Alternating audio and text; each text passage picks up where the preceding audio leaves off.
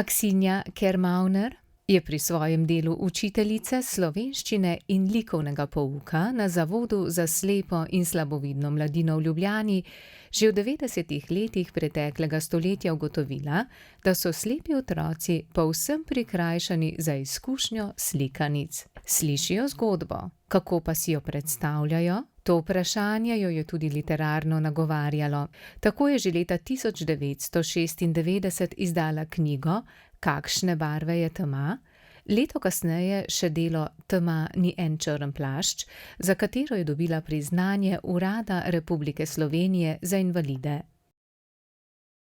Za svoje diplomsko delo Tipna slikanica za slepe je leta 2004 prejela študentsko Prešernovo nagrado Pedagoške fakultete in leto kasneje izdala še otroško slikanico Snežna roža, ki velja za prvo slovensko tipanko.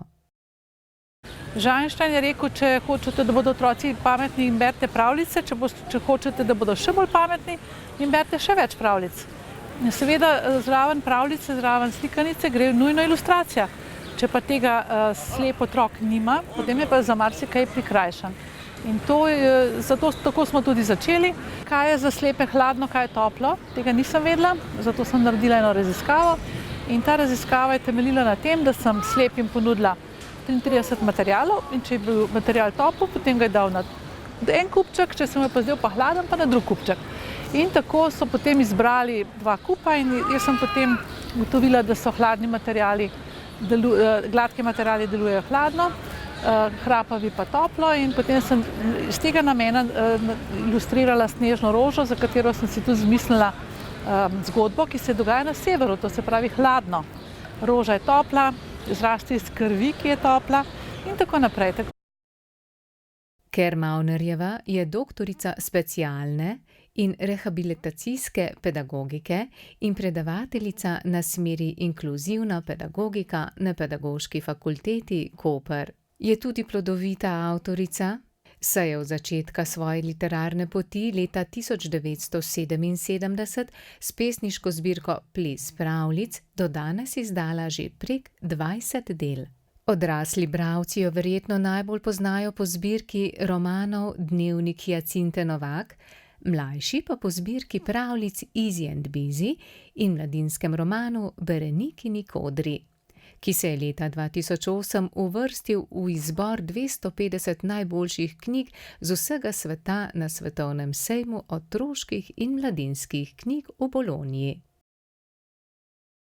Tudi Žiga Špaget gre v širni svet, ki je bil najprej tipna slikanica za slepe, nato pa prirejen še za gluhe otroke v slovenski znakovni jezik, je bil v Bologni razstavljen kot izjemen dosežek med knjigami za otroke s posebnimi potrebami.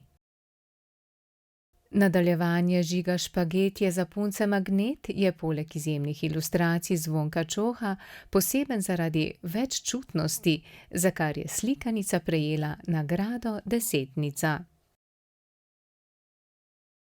Zvonko Čoh je izreden ilustrator svetovnega slovesa, če lahko tako rečem, in sem ponosna, da delava skupaj lahko. Je pa res, da je pač zaseden in se mu moramo prilagoditi, da pa ne bi zamenjala za nič na svetu. Drugače pa je veselje, je pripravljenost, je ponudba, da bi šlo to tudi na te tri načine, kot lahko branje v slovenskem znakovnem jeziku, s QR kodo, to se mi zdi tudi krasno, da je tudi slušno lahko in pa v brajci. In s tem bomo promovirali tudi gluhe, slepe, gluhoslepe, potem ljudi, ki ne morejo brati kompliciranih besedil, to se pravi lahko branje. Tako da se odpira, pravzaprav družba se odpira. Pisateljica Aksinja Kermauner svoja dela redno predstavlja v vrtcih in šolah. Otrokom vedno pokažem nekaj kreten in to se tako radi učijo, to je za njih grozno zanimivo. In slovenski znakovni jezik in brajca sama in tako naprej. Tako da res je to pomembno tudi za senzibilizacijo. Otroci ugotovijo, da so med nami tudi gluhi, tudi slepi, da znajo cel kup stvari, ki jih oni ne znajo. In to mogoče tudi to paradigmo, ki je pač nekje stereotip v naši družbi, da so slepi bogi, da so gluhi bogi, pa naredimo, majčkeno obrnemo zadeve, zato ker vidijo, da znajo brajico brati, da znajo kretati, da znajo ogromno stvari, ne. Tako da ta senzibilizacija se širi in otroci s tem nič ne komplicirajo, kompliciramo šele odrasli. Žiga Špaget je dobesedno šel v širni svet, saj ga je na knjižnem sejmu v Bologni odkrila kitajska založba in je že preveden v kitajski jezik. Zdaj potekajo še dogovori za priredbo za japonski trg. Pisateljica pa v sodelovanju z založbo Miš in Zvezo društev gluhih in naglušnih Slovenije že snuje novi nadaljevanji. Žiga Špaget gre na Trnek viset in Žiga Špaget gre na tuji planet. V novi varianti je bolj poudarjeno prijateljstvo, ker mu pomagajo, da ne postane plen lačne ribe. Ko gre pa na tuj planet, so pa tam različni špageti, ki se med sabo bojujejo, beli in rdeči špageti, in potem on jih potolaži, da so zelo srečni, lahko, ker drugače bodo šli v lonec, na zemlji jih pojejo in potem so spet prijatelji. Aksinja Kermauner v svoje zgodbe na zabaven, nevsiljiv način vplete nauk, ki se dotakne vsakega otroškega poslušalca oziroma bralca.